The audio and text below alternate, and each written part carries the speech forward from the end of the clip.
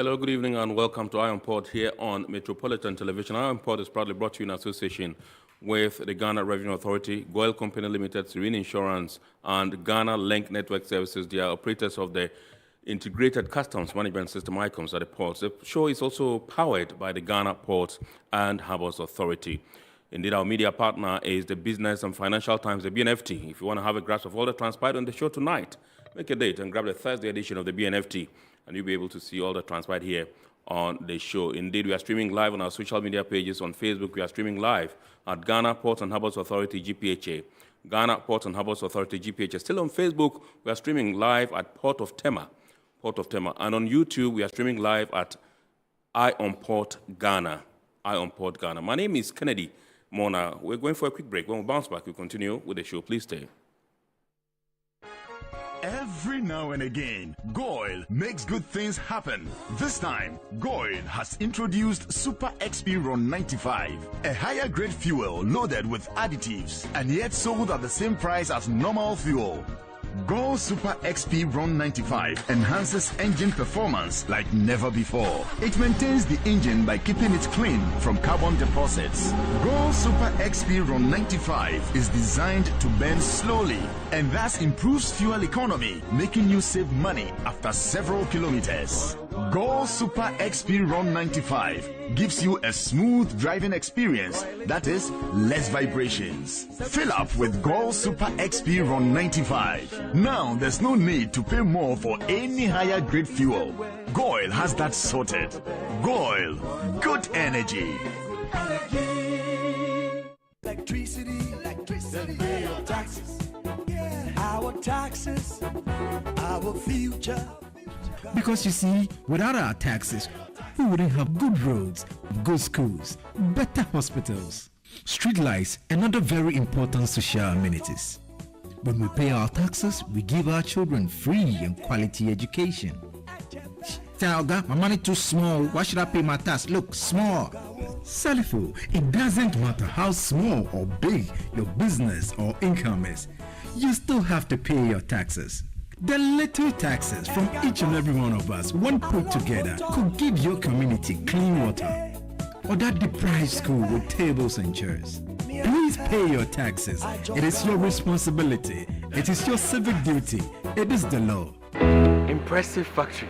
If only I had listened to you, I wouldn't have been in this mess. That devastating fire virtually wiped out the whole factory and my warehouse. Remember my misfortunes last year? Serene Insurance Asset All Risk Fire policy that I took were there to pay for my damaged stocks in the warehouse, and my machines that were affected by the floods have been replaced. My accident vehicle is back on the road thanks to Serene Insurance motor policy. Currently, my goods are on the IC covered with their marine cargo insurance policy. I was just telling Ajima about Serene Insurance. Oh, Ajima, tell him more. As a road contractor, I make sure I do my contractors all risk insurance for the projects and then workers' compensation for all the workers on site. With Serene Insurance, they will make sure they will cover your unknown tomorrow today. Serene Insurance, a new face of insurance. Call us now.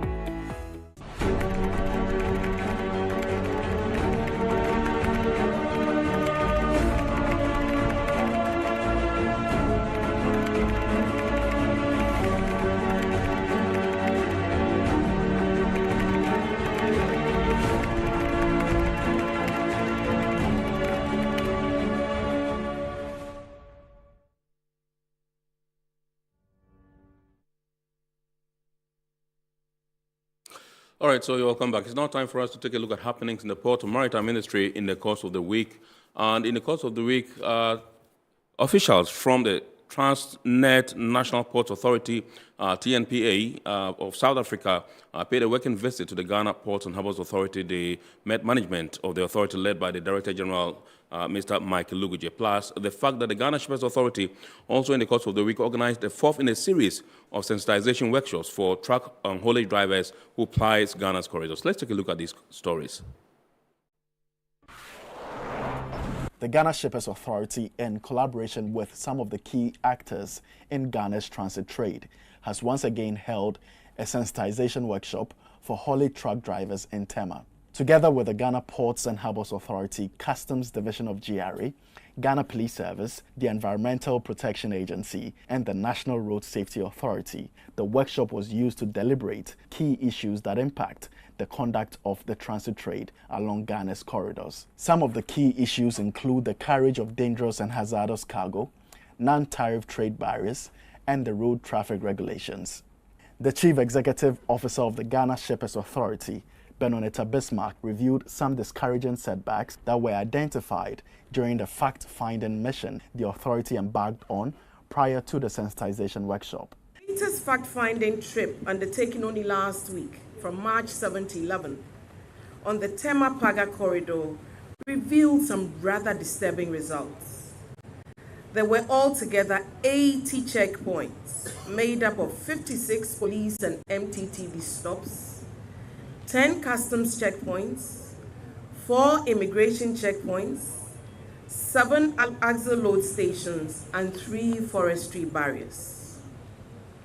What is even more disturbing are the demands for illicit payments with the associated delays by these uniformed personnel at the checkpoints. She said logistics and transport service providers have become even more crucial with the current wave of intra-Africa trade. Chairperson of the workshop and General Manager in charge of marketing and corporate affairs at the Ghana Ports and Harbours Authority, Esther J.B. Donko, said GPHA, along with its key stakeholders, will embark on continuous efforts to enhance the transit trade. We have also worked very hard to improve our services at the exit points in Paga, to the extent that only 2 weeks ago, GPHA commissioned its Paga Transit Track Pack as part of our trade facilitation efforts. Indeed, during the commissioning, the regional sector commander of GRA Customs Division espoused the newly built pack is increasing revenue for governments. Aside increasing revenue, he also claimed that the working environment for the officers at the place during examination and the drivers has also improved. An Assistant Commissioner of Customs in charge of transit, Peter Antobre Ofori, said the Customs Division has deployed effective methods to curtail cargo diversion, deviation, improper parking, and overloading. Yes, we have liaised with the Ghana Link, and they have distributed powerful tablets. And this is a sample of the tablets. So at the dedicated checkpoints, we ensure that we take pictures of the vehicle that has crossed or that have crossed those checkpoints. And then when the pictures are taken, it is automatically loaded onto our platform. And therefore, if anybody would want to do diversion, as you are saying, the pictures along the dedicated route will catch the person or will be an evidence that the vehicle did not reach the exit point.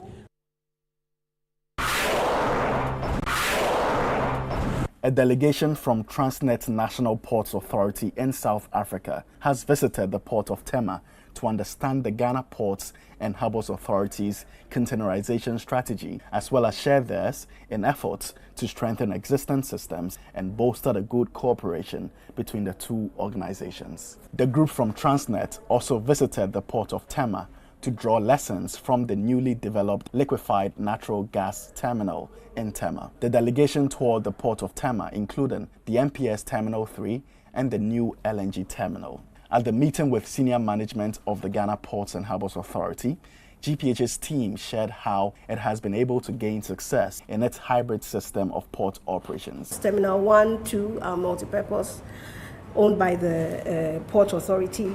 However, the operations in it are a combination of the private sector and us as well. The Terminal 3, you'll be going there, is a dedicated container terminal. It is one of the developments that has made our country one of the container hubs in the sub-region. They were briefed on how GPHA is strategically positioning the port of Tema as the sub-regional container hub, while the port of Takoradi is being positioned as the oil and gas services hub for the West African sub-region. It's always a pleasure for us to have sister ports visiting us, for us to learn from each other, at least to get to listen to each other and know what we are doing and see how we could improve on either side. Portfolio Director in charge of mega projects at the Durban Logistics Hub, Dr. Bridget Gassa-Toboti, revealed that her outfit is preparing to build an LNG terminal in the port of Richards Bay in South Africa. We spoke a lot around the commercial structuring of an investment of this type. We spoke a lot around the potential options for the technology, the infrastructure solution that one must consider. We spoke a lot about how do you firm up a relationship across all partners, both public and private sector partners, so that you effectively deliver on an investment of this size and of this strategy. She praised the level of operational efficiency at the port of Tema and did not rule out the possibility of partnerships between her outfit and GPHA in future. We've learned a lot around the operating systems that are much more efficient for the port of Tema, which is something that we are also looking at doing across our entire port system. We've also understood the focus that GPHA in particular is having around how its value proposition should look around like in the West region. So consider this port as a transshipment hub, but also do anything necessary to grow the volumes of import and export.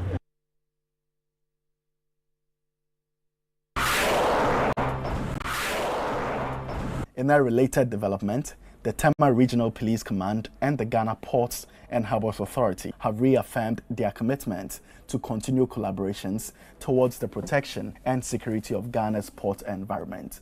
These reaffirmations were made during the maiden visit of the new Regional Police Commander, DCOP Daniel Kwame Friye, to the Director General of the Ghana Ports and Harbours Authority. The Police Commander and the Director General acknowledged the significance of close collaboration to ensure that, together with other key security institutions, law and order continue to prevail in the port of Tema, a key asset to Ghana's economy. So for now, we just came to thank you for what you've been doing for our previous administration, and also to assure you that we are also willing to work with you as you have been doing. We give you all the necessary support as within our capability, and ensure that there's improved security within the ports and Tema environs. Your presence, reassures us that at least the port is safe at all times. We'll call on you when you are there. You are already at least patrolling the entire area to ensure that port business is conducted in a very secure manner. So we see you as strategic partners and not just tenants. And at any given time, any opportunity we have to even strengthen the partnership more and ensure that you can do your work better than you are doing, we are always happy to support in that particular direction. The Police Commander and the Director General acknowledged the significance of close collaboration to ensure that, together with other key security institutions, law and order continue to prevail in the port of Tema, a key asset to Ghana's economy. The Ghana Ports and Harbours Authority is committed to minimizing the risk of incidents and accidents in its operational environment. In line with this, the Port Authority continually makes efforts to enhance its alertness and response mechanisms to potential negative events in the port environment.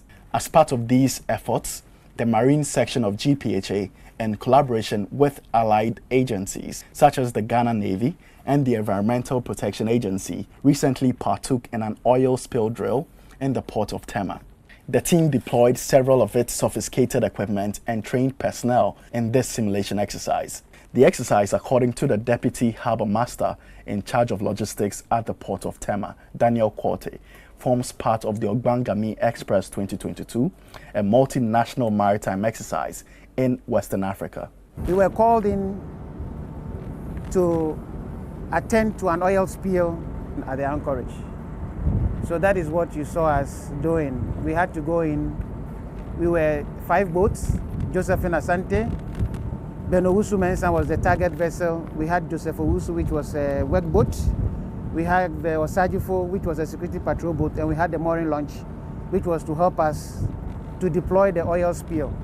The boom is 300 meters length, is the skirt type, and this vessel can scoop about 32 cubic meters of oil into the tanks. And we have another one, same 32 on deck, so total 64.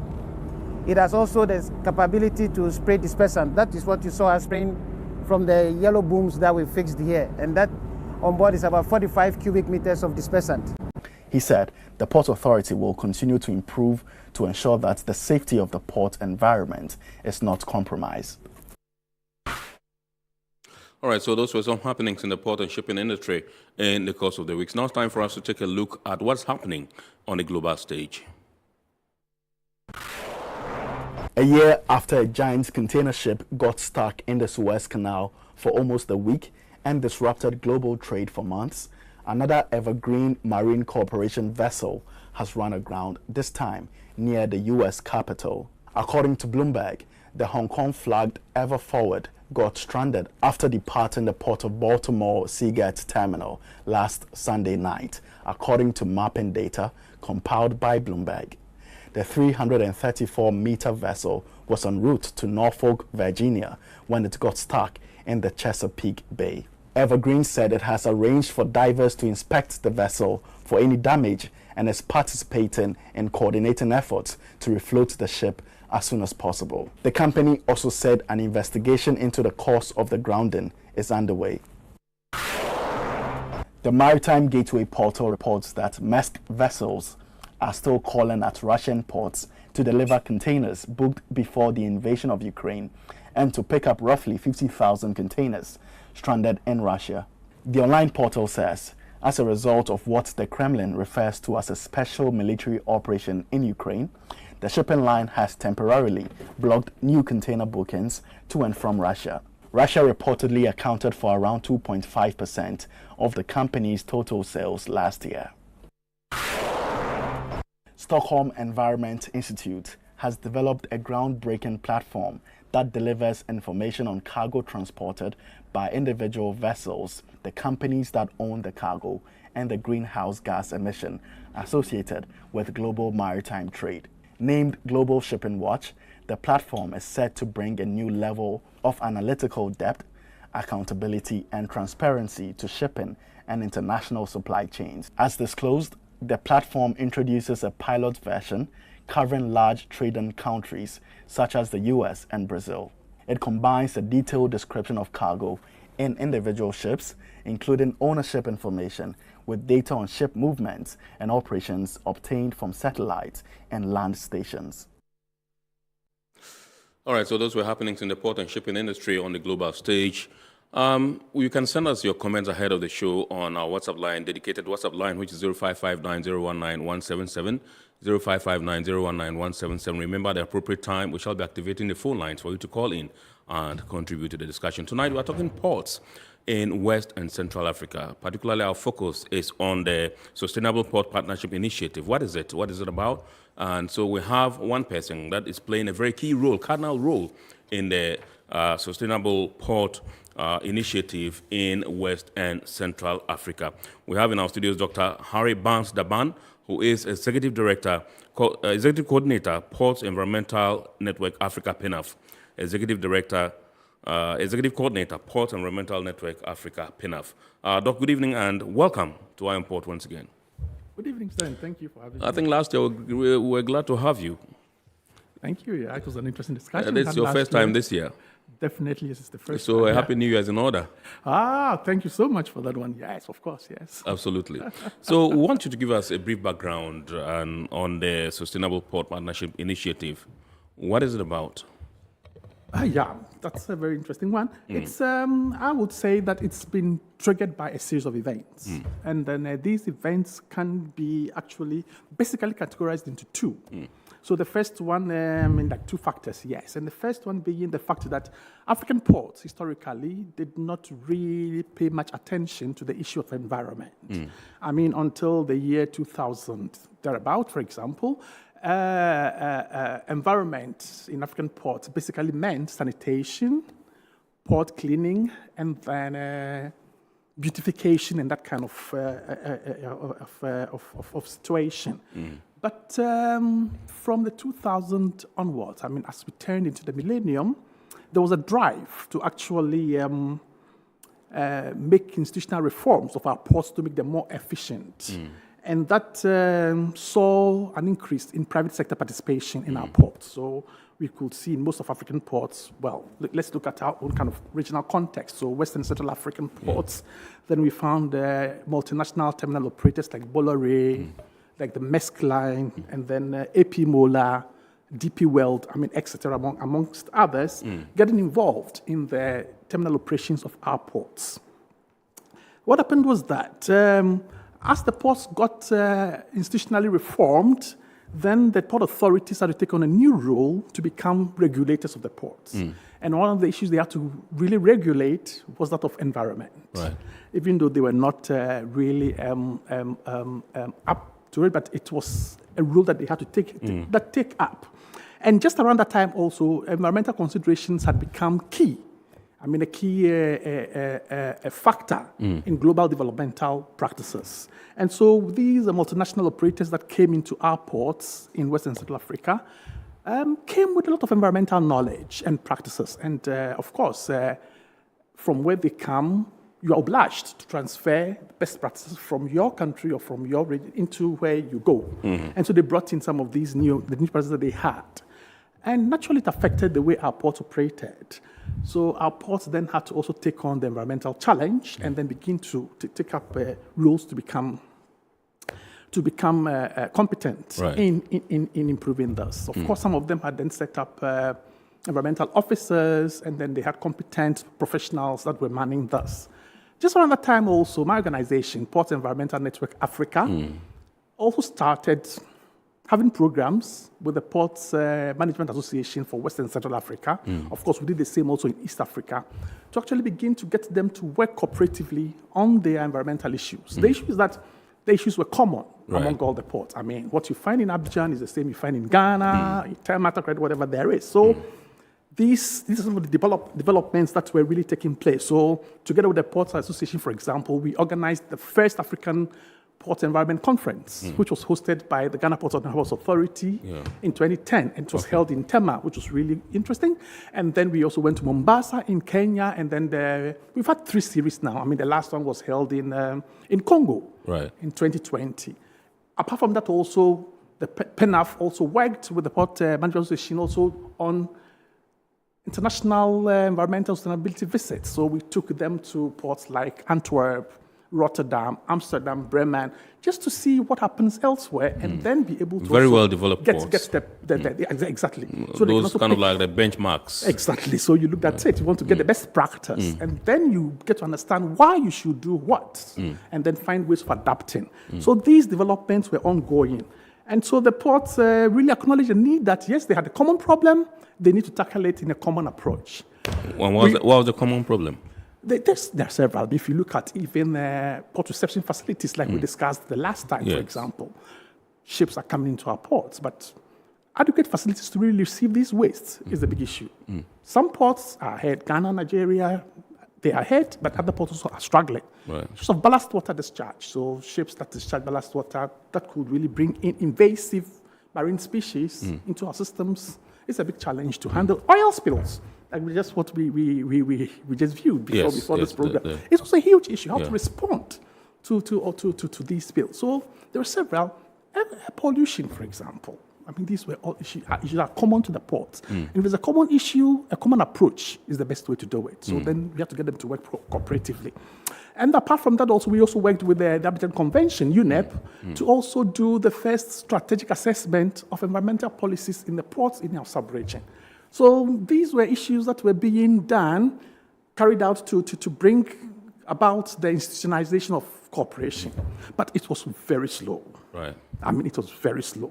And thankfully, that brings us to the second factor. The World Bank initiated the West Africa Coastal Areas Program. That was in, I think, in 2018. Before you come to that, you said it was very slow. Slow in what sense? Is it that the member ports were not willing to sign on to this particular partnership initiative? This partnership initiative had not come up. So we're now getting into how the partnership initiative came. Okay. So I'm giving the background All as right. to that. The ports themselves have acknowledged the need to do something about it. the challenges that they were facing. Exactly. Okay, sure. So gradually we're working together with them and building that ability to be able to do that. But it was quite slow. Right. So we get to the second factor that sealed everything, and that was when the World Bank in 2018 initiated the West Africa Coastal Areas program. That program aims to support the efforts of African countries or West African countries to improve the management of their shared coastal resources. And then also all the natural resources that they have, and manage the risks that affect these resources, and then in that way boost the transfer of knowledge and help them to really mitigate negative impacts on coastal resources. And as part of that program, they then wanted to also then bring the ports to work together, because ports are sited in the coastal areas, and the development of their infrastructure is really affecting coastal erosion situation, for example. I mean, our region has huge hotspots on coastal erosion emanating from the construction of our ports, because it is done with pure engineering that didn't really consider nature. But you can't fight nature. It will come back. Sure. So then they sought to do this. And interestingly, this kind of decision that they had tied in with what ports and the Port Management Association of Western South Africa and PENAF were already doing. Right. So then we had to build synergies. And so the World Bank said, okay, we want to do this. We can see it's there. And therefore, the Sustainable Ports Partnership Initiative came from the World Bank. Right. Yes, and this was launched in April last year. Okay. So that launched in April 2021? 2021, yes, in April 2021. And so the project, the Sustainable Ports Project, is a project that is owned by the Ports Management Association of Western South Africa. Okay, PIMOCA, but okay. it's financed by the World Bank. Okay. And then it is facilitated by the Port Environmental Network Africa. Okay. So that is what brings me into the role of facilitating how this can be done. And so that gives us the background as to how this project actually came into being. So there are different factors, but they all came into one melting point when the World Bank, as a big player, came in to say, we also have the same idea, we want to do the same thing. Yeah. And therefore, they had this partnership with the Ports Management for Central Africa. And then it's like, okay, PENAF, you're already doing this. Could we then work together? Yeah. And that's it. So that's the background to the project. All right. So how many ports are we talking about, Western Central Africa? I think for this project, we have about 22 ports and port authorities. Okay. So spanning across about 19 countries. And so it's quite interesting and a big project, yes. All right, launched last year, April 2021. Exactly, that's when it was launched. Run us through what some of the activities have been since the launch. What have you been doing so far? Great. So then I would get to the objective of it, because the activities are emanating from what the objective is. Yes. So basically, the objective of the project is to establish and operationalize a kind of innovative but voluntary, collaborative partnership among the ports, so that they will be able to adopt and develop concrete projects that would minimize the impacts from the infrastructure, but also operational activities on coastal areas, but also living communities. So coastal resources and also on living communities. So whilst these impacts are minimized, then they would also be able to then improve on the positive aspects. Right. So basically, that's what this objective is. And out of it, it's expected that there will be a charter. It was expected that there will be a charter, but also a kind of benchmarking framework that will help them. So we have this objective of it, and then the key expected outcomes that is to come out. We'll get into the details of this as we go along. Right. Yes, and then so these are supposed to be tools that will facilitate a standard guide to be able to have a systematic approach. There are several ports from different contexts, politically, socially, whatever there is. But then how do we standardize it and get a systematic approach so that we can adopt practices that will improve the environment whilst minimizing the negative impact? So that was basically that. And so judging or coming from this kind of objective, we had to find a way to operationalize as a methodology. Exactly. For operationalization of the initiative, yeah. That's it. And what is interesting about this is that it didn't have to follow any kind of blueprint. Okay. It's a kind of learn as you go. So you want to make it very real to the local situational context of the different ports, but then also comparable to international standards, because we can't have our own that is isolated. It should tie in. So we had to find a way to get the ports themselves. The first methodology was to get the ports that were involved to decide on what their priorities were. Before this time, we had already, like I told you, we had been working, PENAF had been working with the port authorities together with the association PIMOCA. So we have been discussing all these issues and identified these issues, had plans and programs, and had come to about 15 issues. 15, but these were a lot. So to start under the Sustainable Ports Partnership, it had to be scaled down, cut down onto what is manageable and will be able to bring about tangible benefits or tangible results. Right. And then we can build on from there. And we're not going to decide for the ports, so we have to allow the ports themselves to have the process to decide on what they want. Yeah. Otherwise, you impose. And if you impose, then nothing works. Yeah. So we first have to get the ports together to debate it, discuss it, interact about it, and then finally they came out with 4 priorities. And that was really interesting. So they came out with the issue of air quality. So how will they improve air quality in the ports? And then they also came up with the issue of waste management in the ports. So how would waste that is generated in the port areas, but also that is coming from shipping, for example, could be managed effectively in a sustainable manner? And then also on coastal erosion, because their activities and their infrastructure development was also affecting the coasts and the living communities. So they added it as one. And then the final one was about energy efficiency. Energy efficiency. So so how then do we shift from the conventional use of fossil fuels and to alternatives that are renewable? Solar, gas, whatever there must be, wind energy, whatever it must be. So that was the starting point to get them to agree and then set out their own priorities. And that was it. And then after that, the next thing we did was to then set up working groups. Okay. So for each of these issues, we got a working group. All right. So these working groups then will have to discuss. We only facilitated, but allowed them in their own way to own the process because they understood the issues better than anybody else. They were involved on the ground. And so then they got that working group for each of these priority areas that had been done. And then together with these working groups, we got them then to develop a kind of a sustainability scenario regarding these 4 issues. The whole idea about the sustainability scenario was to give an overview of what the situation was like for these 4 issues in the different ports. Just to give a big picture and understanding of what it was like, what air pollution was like in the ports.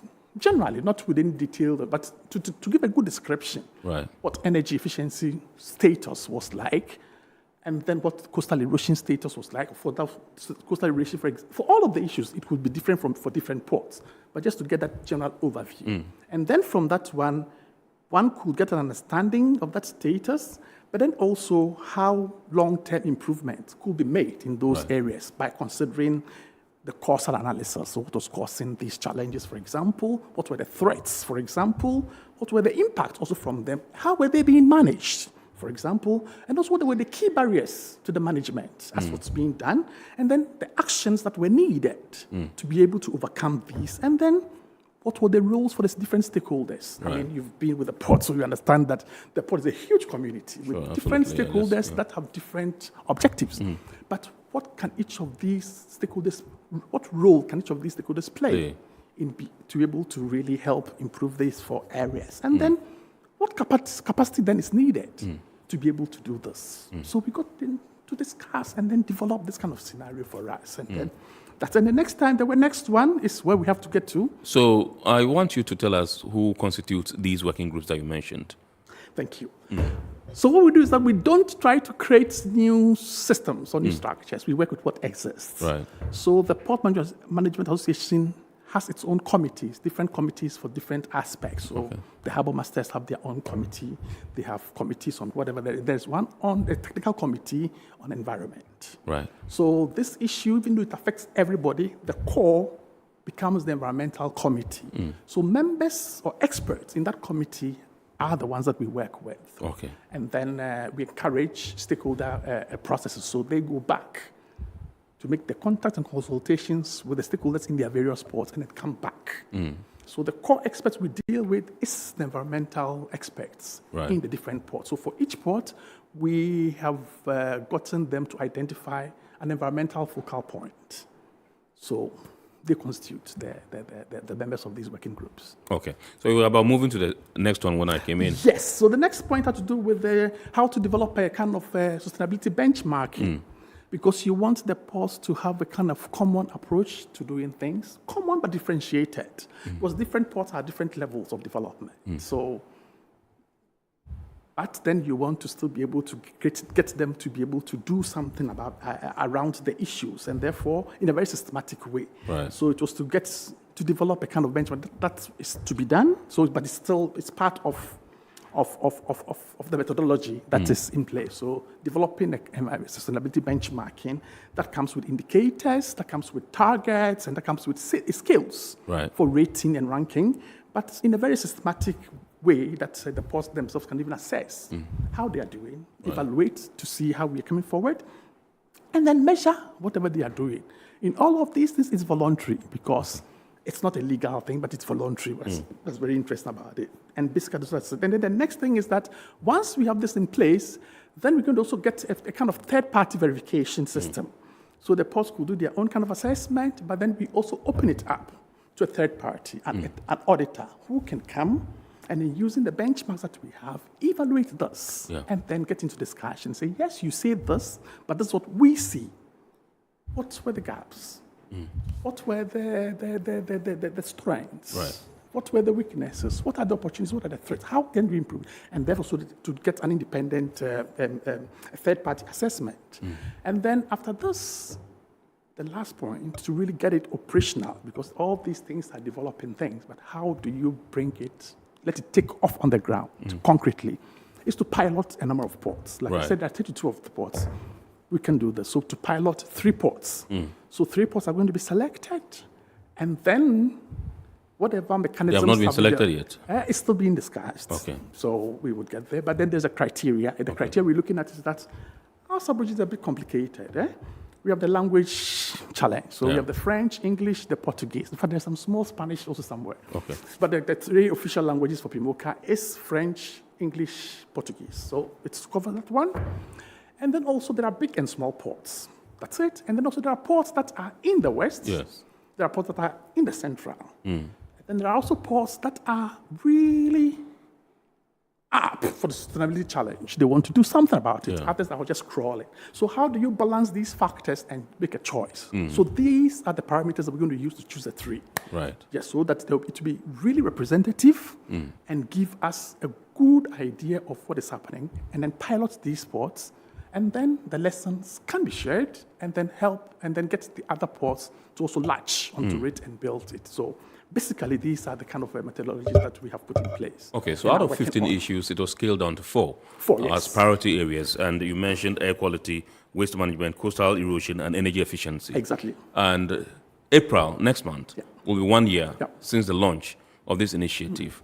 So what success have you achieved so far in all these areas? Yeah, that's a good one. The issue is that the program took off during a very difficult time globally, the COVID. Right.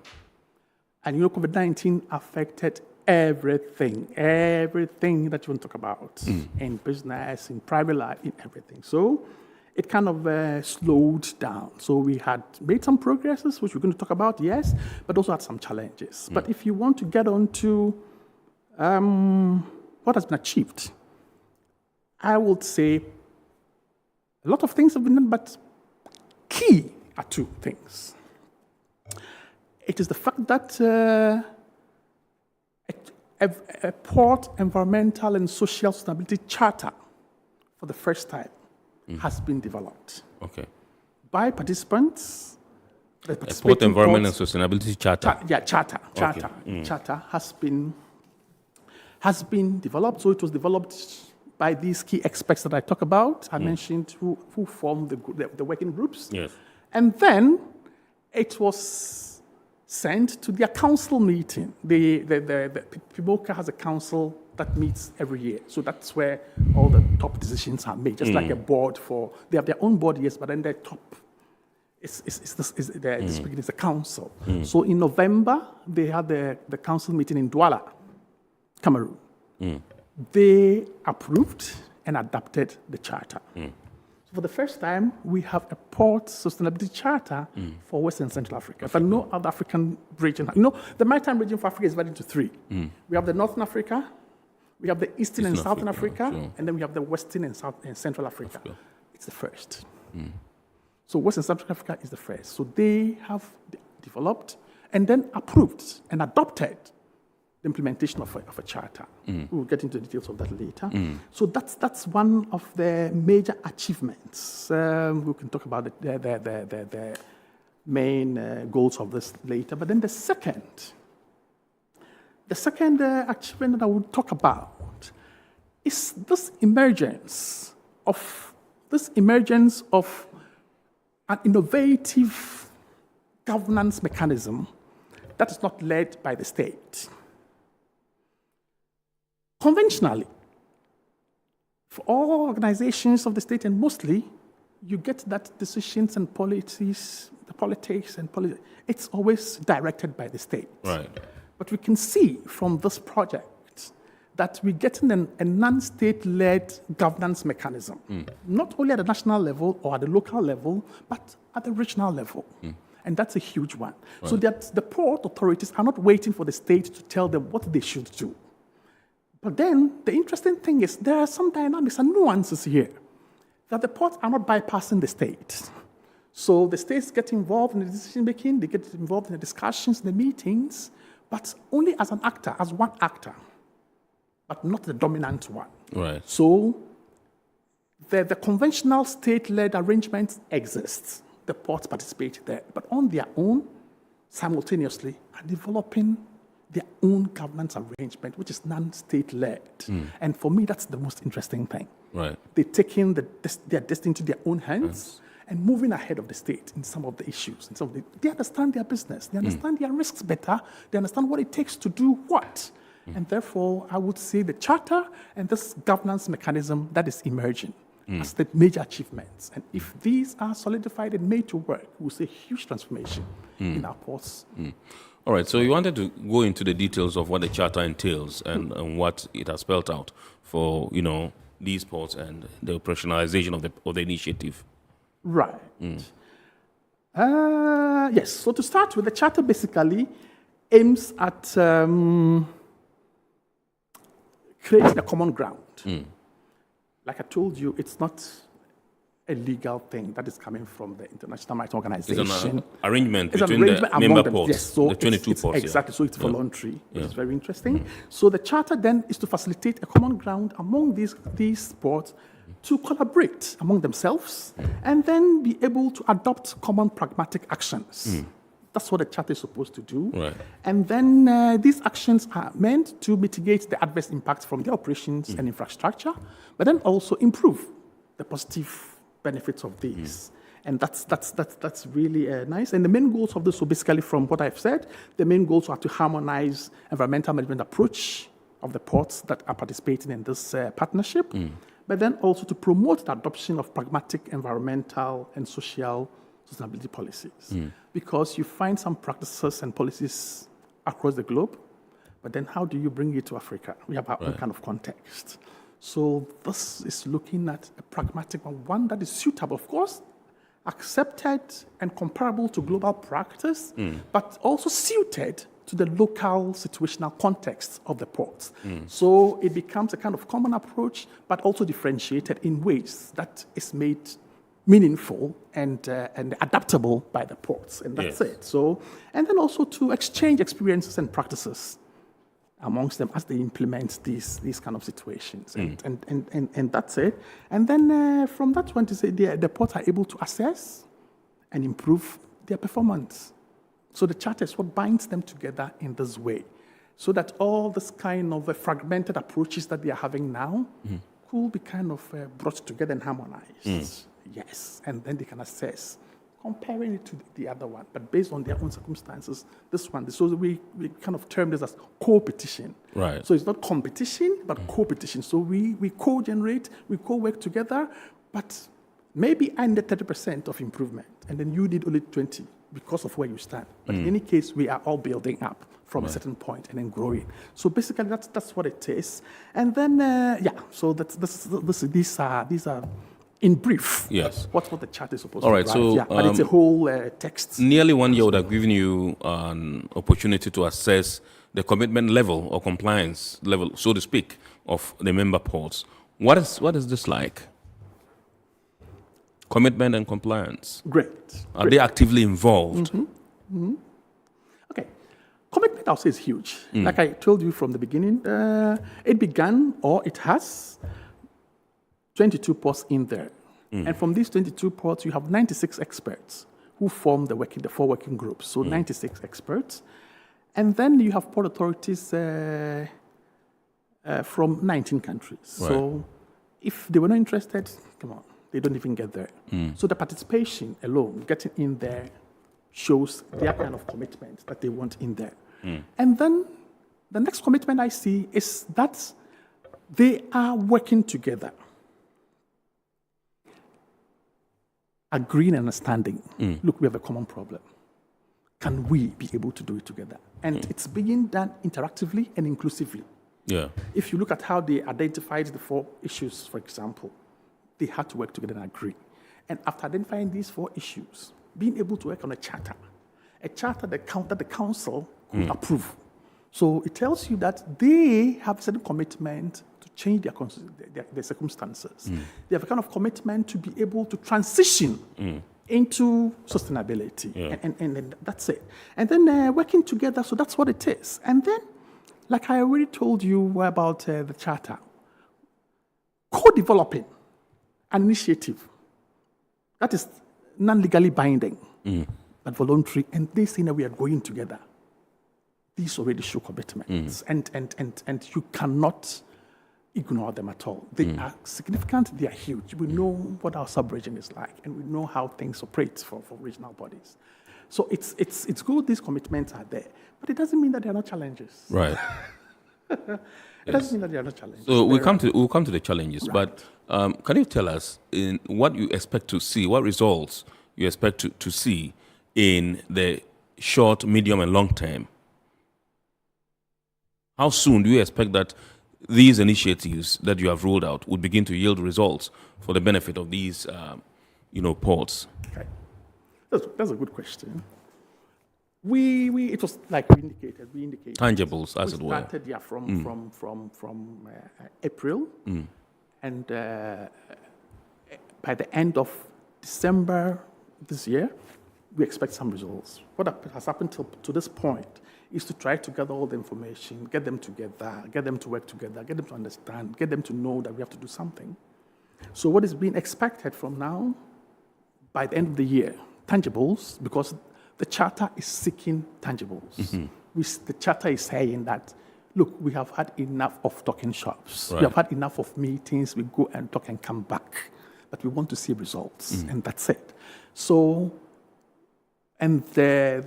as they had already agreed on 4 areas, the focus is not just then brought on just anything. Yeah. To be able to measure, to be able to assess, it has to be in these 4 areas. So what is being done now is the implementation stage of all that has been done to get the charter really implemented. And this should be able to take off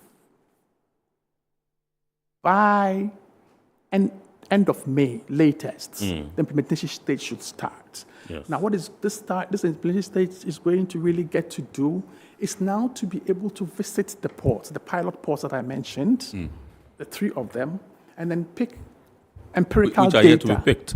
Yes. There's still discussion ongoing, but it's a bit difficult to mention it now because if something changes. But there are 3 areas that covers the 3. I hope Tema is.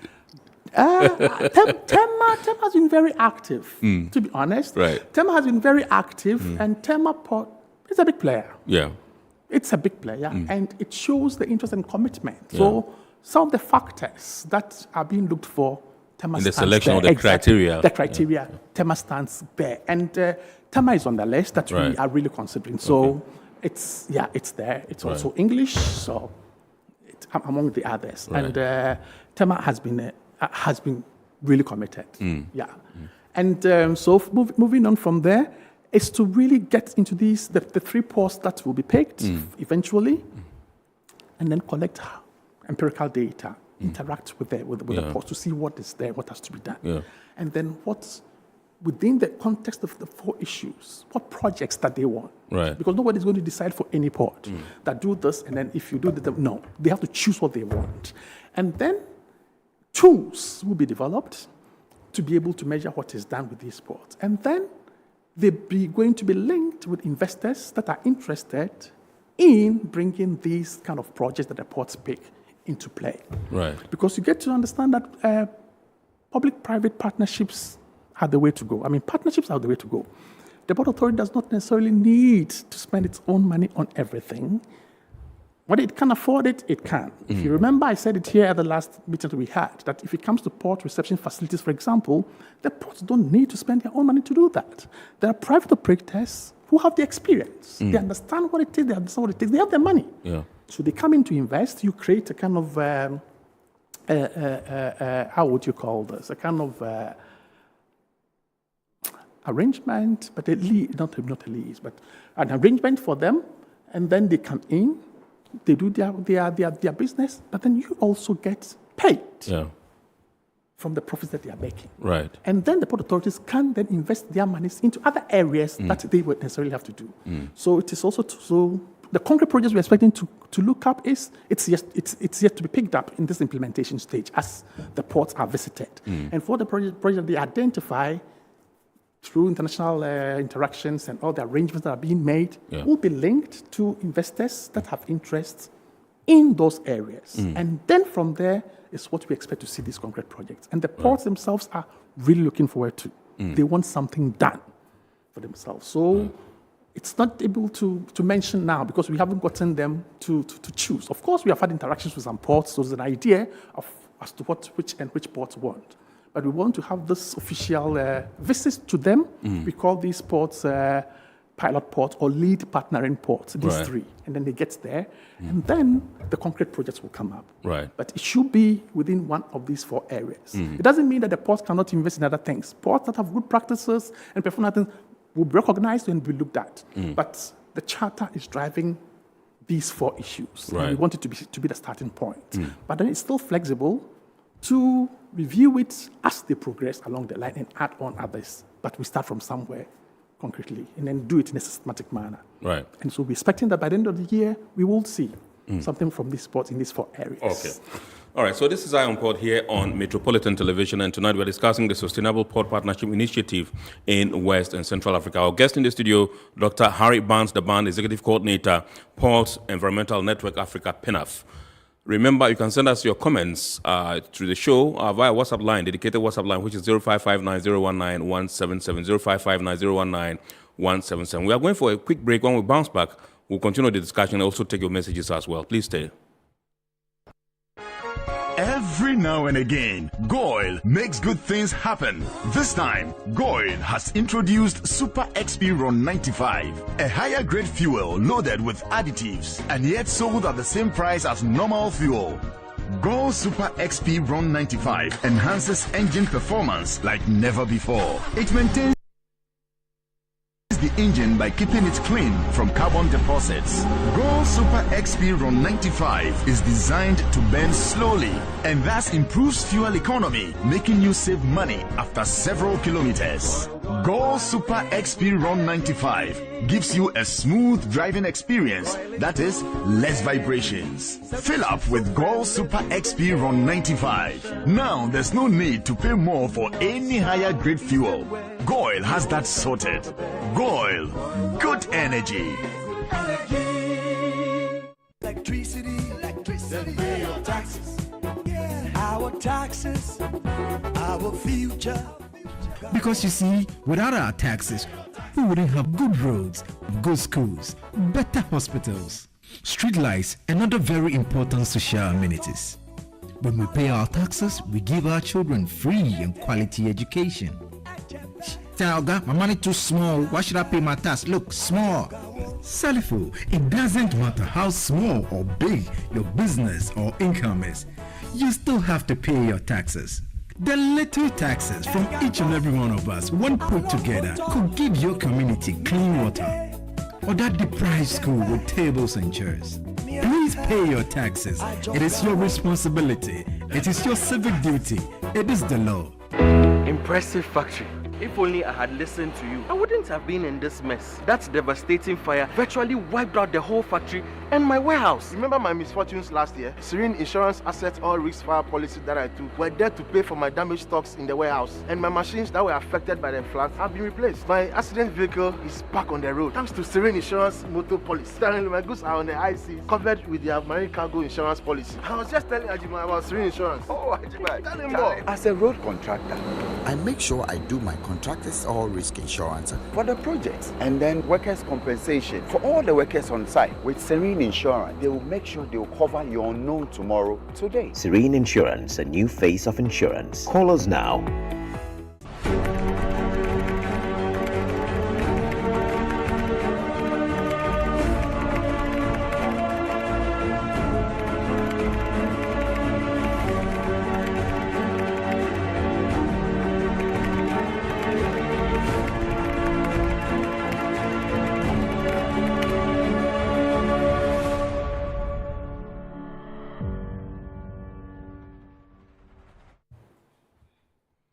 All right, so you're welcome back. We're going straight into the inbox to pick your messages. And the first one says, my name is Mensa in Tema. My family deals in spare parts and we import through the port of Tema. How does this sustainable port partnership initiative benefit me, an ordinary consumer? Yes. Thank you, Mensa, for your question. Yes. It's quite an interesting one. How it benefits you is that for you as a stakeholder, I mean, you are an importer, so you are a stakeholder in the port.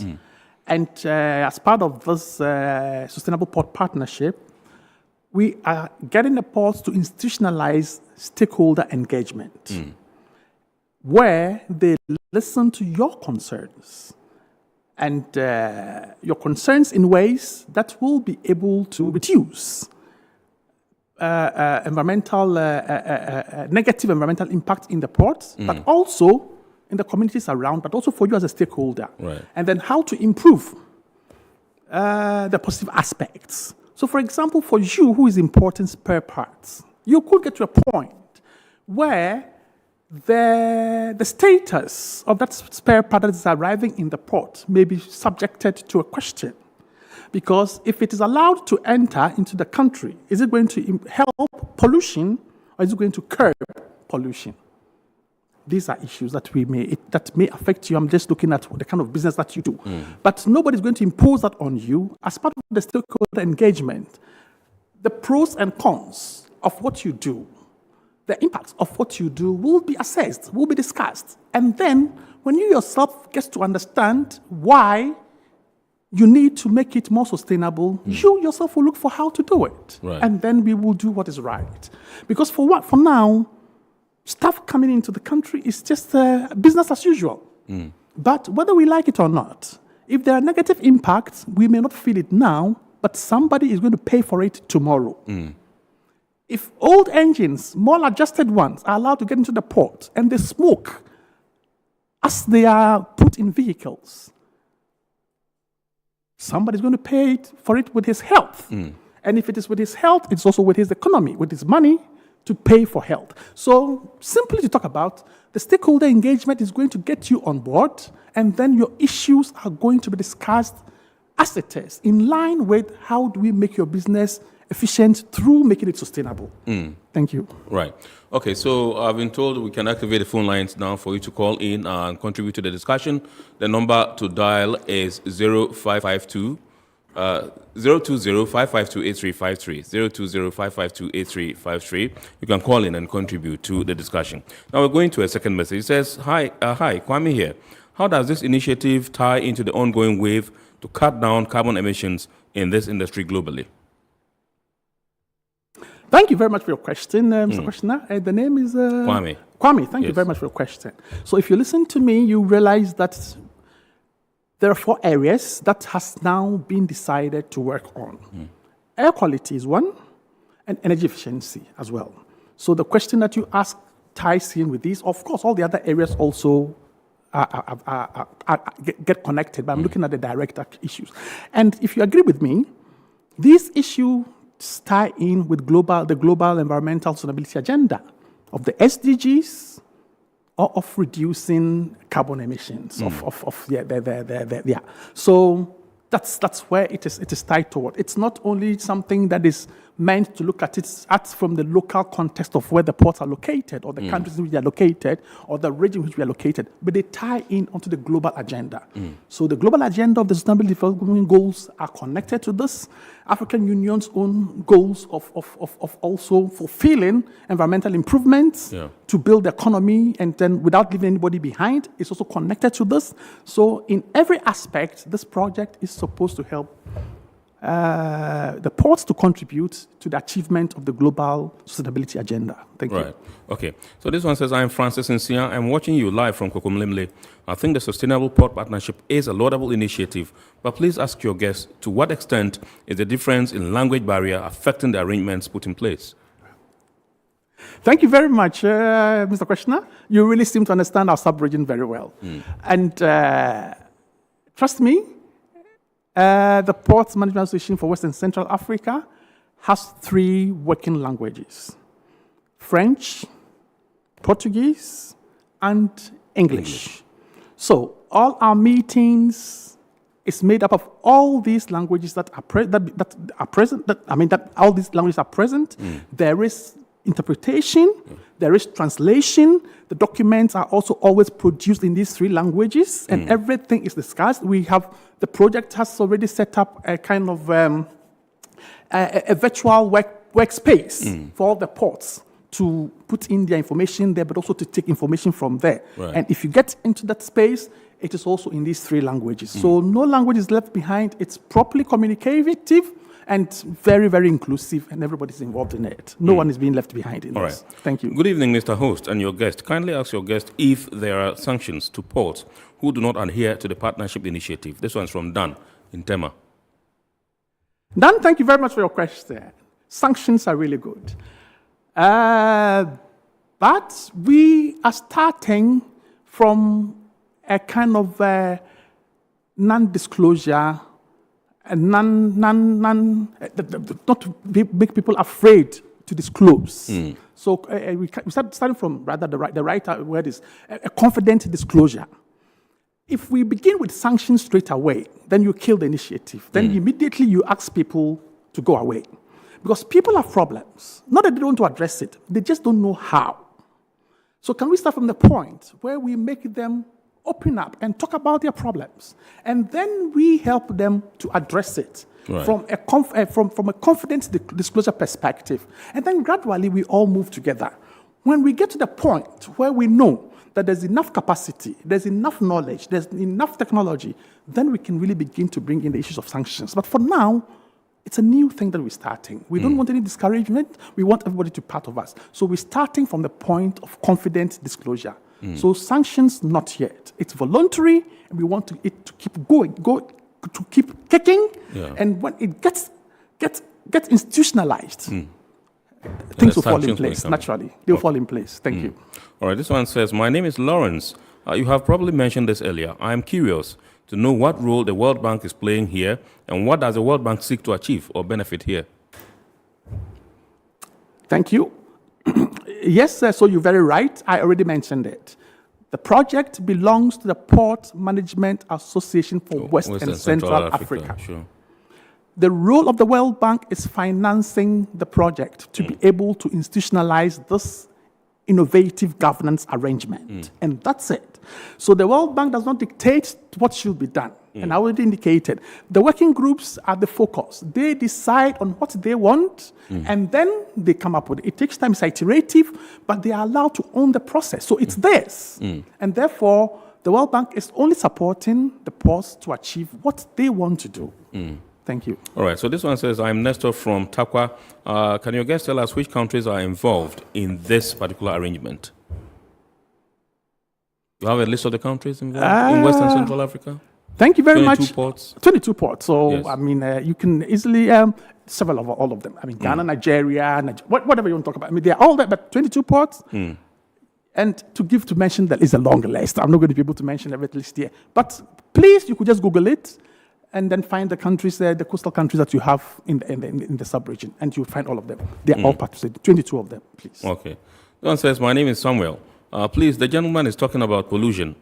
And I want to ask him, didn't they see the 49-year-old cars that are still working in our country? So I don't think used spare parts generate pollution. He probably is a used spare parts dealer or something. And what are they doing for that 49 years that are still in the system? Old cars that are still in the system here. His name is Samuel. So, Samuel, thank you very much for your question. It's very interesting. And you can see that in my answer to the earlier question from the spare parts dealer, I did not say that they are going to be thrown away. No. If a 49-year-old car has a well-serviced engine and it's not polluting, it is already meeting the standards of the partnership. And not emitting smoke. It's already meeting the standards. So that's where we're coming from. If it's 49 years, works good, you can see a steam coming out of the exhaust when it's parked. Come on, it's good to go. Right. All right, so let's continue with the discussion. What are some of the next steps you envisage that would take place, after you have achieved your first objectives of, dealing with the 4 issues that you raised, which has to do with the quality of air, waste management, coastal erosion, and energy efficiency? Yeah, thank you very much for your question, but I think I've already run ahead of myself in some ways in our discussion. The next steps, like I told you, we have done all these discussions and meetings virtually that has put together the necessary information. Thanks to COVID, it was difficult to travel. But thankfully, it's also getting easy now. So the doors are open now that we can travel. So that brings us to the implementation stage. So that's where we start from the next steps, is to go visit these countries. We cannot go to all the 22, but we have picked 3. Aren't those that you don't visit going to be angry that you haven't visited them? Yes, it's going to be difficult, but because you have to, play and even give a fair playing field, and so that everybody would kind of like. And that's why I gave you the criteria. Yes. So the criteria is a starting point, but we're also going to have a mix of things. That if the team is visiting Ghana, for example, it will adopt another country that is not chosen as part of the 3 to join the team. Right. And then so the discussions in Ghana would till that person, that expert from whichever port, for example, and then he also learns from there. So, and then in the same way, if the team has to visit another country, another port that is selected, then also another port that is not part of it also joins. So give and take, by the time it's finished, 6 ports would have gotten involved. But apart from this, there's also going to be a data collection process that will still involve those who are not really selected to be physically visited, also to collect data information from them. Because the truth is that 22 countries, within a space of 1 year, I mean, it's not possible to do everything, to go to all of them, but it's also understood that it's not the end of the project. It's only the beginning. Just to have something that is very representative of the region, and then we're going to continue. So the same process that is adopted for the 3 now will be extended to others after they have been piloted with the program, the benchmarking program that we have developed. So each port will have their turn. We will get there, but it can be done in piecemeal. It can be done, or otherwise it becomes huge and confused and we don't know what to do. But whatever also comes up from these 3 are still shared with all the others. And then, after the phase of testing, and then, when you do the testing, the piloting, then you can do the calibration and see what has to change, what has to be adjusted, and then each port will have its turn. But then we have to do it gradually. We phase it. So every port will have their turn. All right. We just have to start from somewhere. Okay. So your organization, the Ports Environmental Network Africa, PENAF, has been doing some work in all these ports for some time now. And you should be in a position to tell us which ports are doing well as far as these 4 issues that you have raised, these 4 issues that they have catalogued are concerned, where they want to place premium or priority. Which ports are doing well? Thank you for your question. But it's also a political one. So I also have to be political in my response. Different ports are doing different things in different areas. Right. So I have done some work, yes, but I have not comprehensively compared all the 22. You do different comparative analysis in different places. And you need to have the data to support what you say. So what I would say now is that each port is at a different level of progress when it comes to these things. So it's for example, if you pick the issue of coastal erosion, the ports that face this hugely, our immediate neighbors, there are more, but just to give example, are basically Togo and Benin, for example. So that's it for them. So you cannot compare coastal erosion issues among other ports that don't really face it. Because those who face it in big time, in big ways, will be maybe doing something more or doing something less. And therefore, it's difficult to have that kind of comparative thing. But each port has its own strengths. And that's what we want to build on. That's why we are going to get them, or getting them now to share information, so that I know that Lome is handling its coastal erosion in this way. Mine has just started.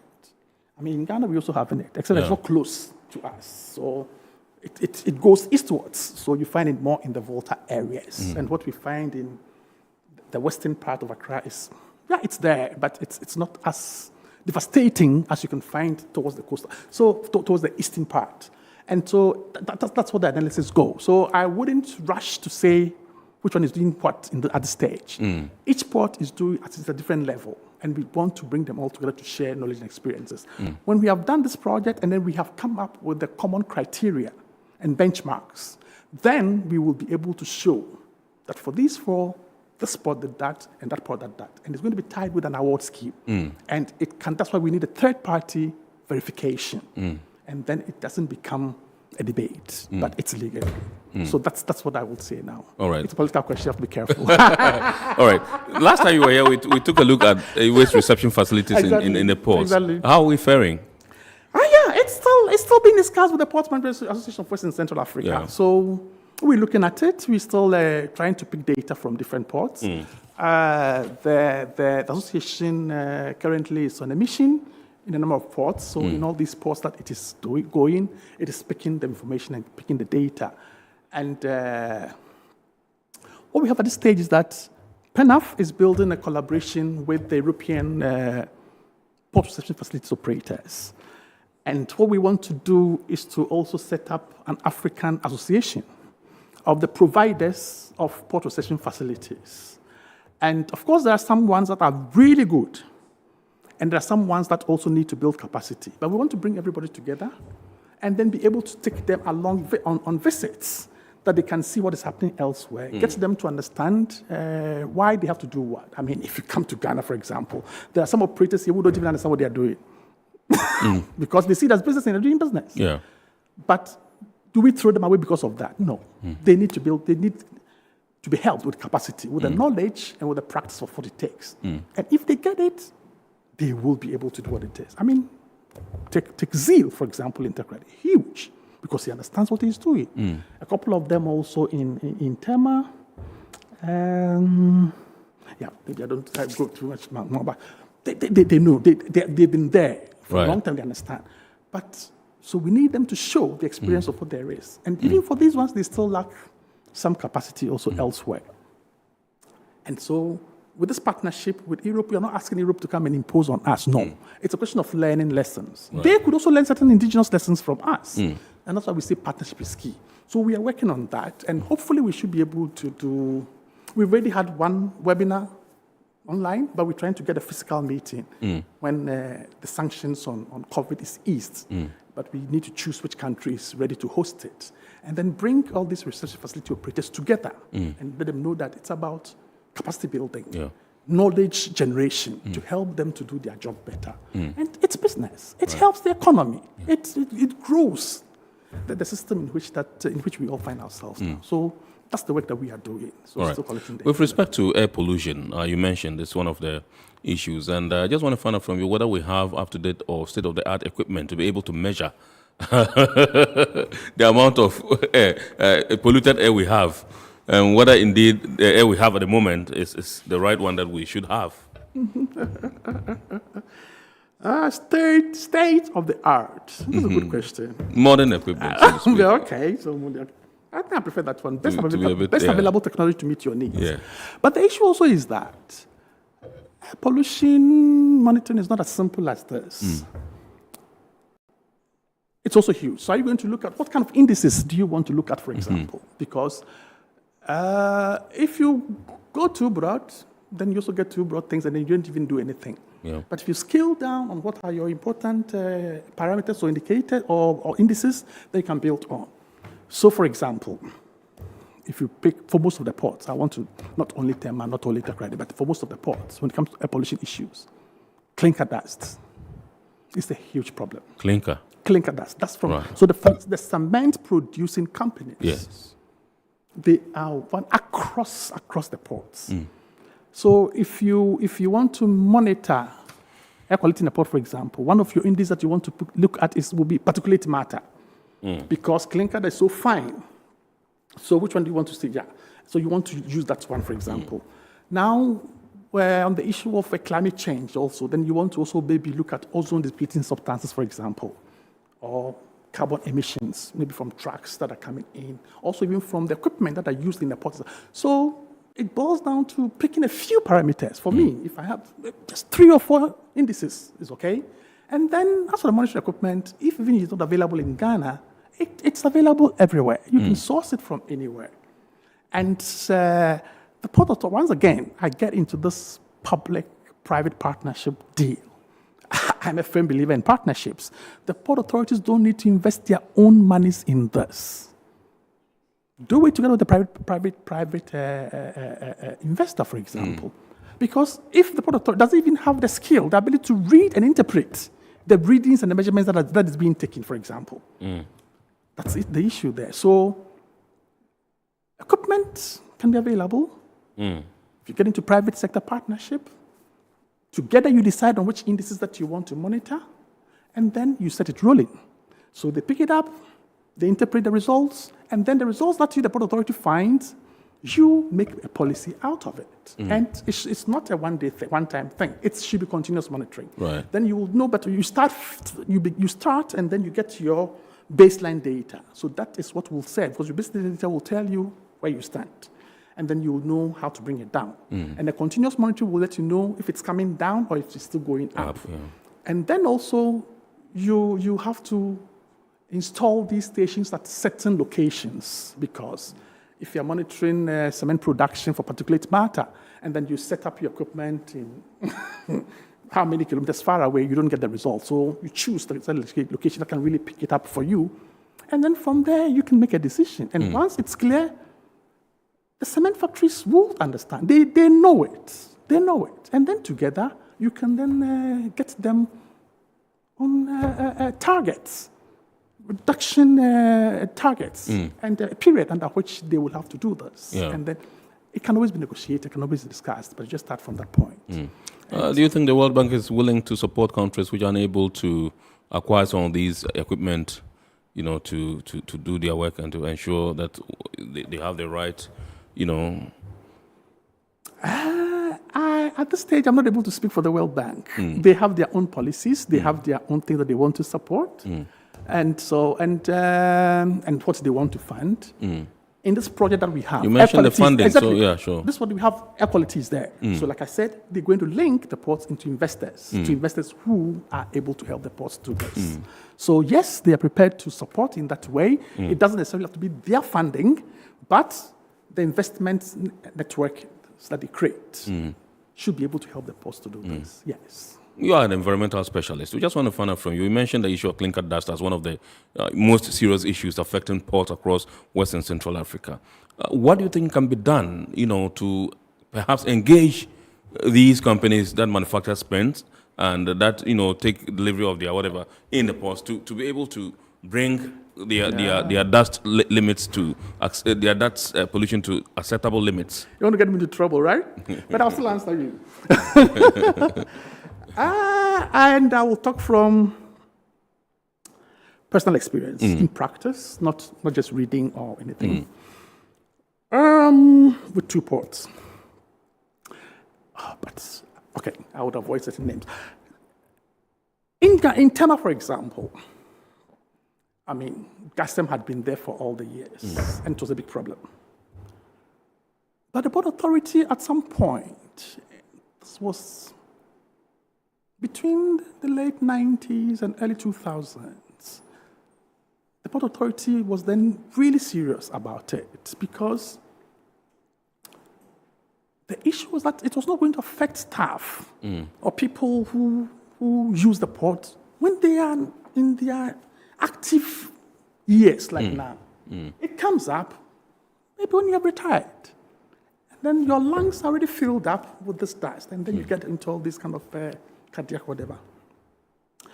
So, together with the Environmental Protection Agency, the Port Authority engaged GASM.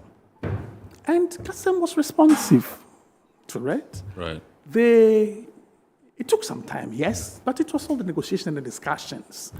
They installed some trappers and some equipment that would then be able to trap whatever was getting out of the factory. And then within the ports, the system is very, very, very out of fashion. Right. The clinker is picked from the vessel by grabs into a hopper. And as the grabber gets into the hopper and opens up, the air is out there. Then the hopper discharges it into a truck. As it is discharging, the air is blowing. And then these trucks will have to travel from the port into the factory as it is going. So these issues, for example, were looked at. So then GASM had to install. So in the factory, of course, they installed all these trappers. And then at the discharge point at the berth, they installed sprinklers. So it could control the emission of it. And then on the way also, they sprayed water. And then they got the trucks also covered with tarpaulins so that as it traveled, So to some extent, something was done. But was it adequate? Was it enough? We're still suffering. Yeah. So when Dangote, for example, was coming, Dangote was going to be sited close to Community 2. That was a living neighborhood. Yeah. And we had the youth coming up and saying that we know what is happening in GASM. We're not going to allow this here. But thankfully, technology makes things available and possible. Yeah. So what we did was to shop around. And Dangote was very cooperative. Yeah. We shopped around and then got a country that had a technology that was useful. So people were flown to the country, looked at it, the system's there. So Dangote's technology that was approved had to be vacuum-sealed tanks. Okay.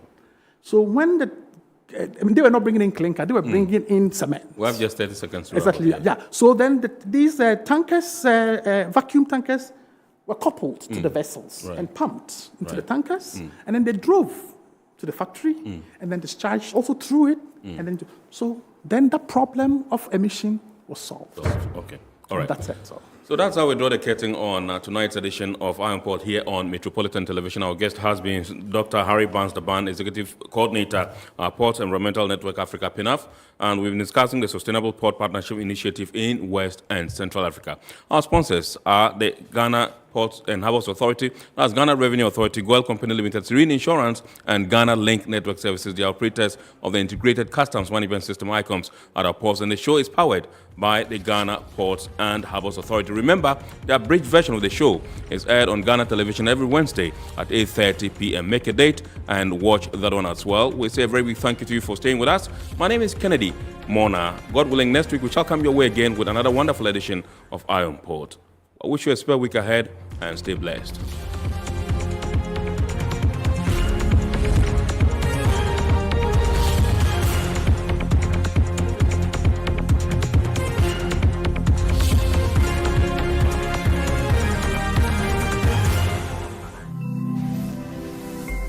Metro TV, insightful and inspiring moments.